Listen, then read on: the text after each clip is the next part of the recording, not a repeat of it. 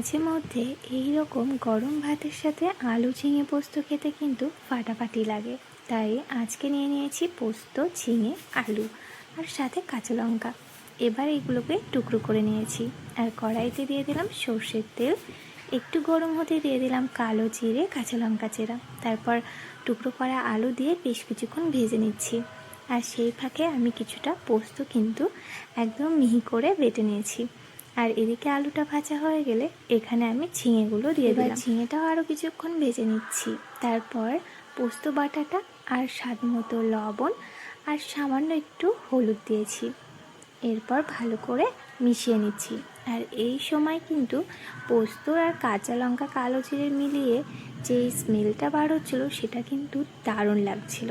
তারপর একটু কষিয়ে নিয়ে এখানে মিক্সি বাটিটা ধুয়ে কিছুটা জল দিয়ে দিয়েছি।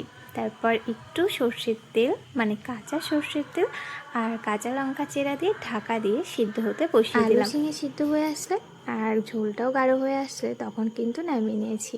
একদম সিম্পল এই রেসিপিটা, যখন ইচ্ছে তখন কিন্তু বানানো যেতেই পারে। আর সাথে গরম ভাত হলে তো কোনো কথাই নেই।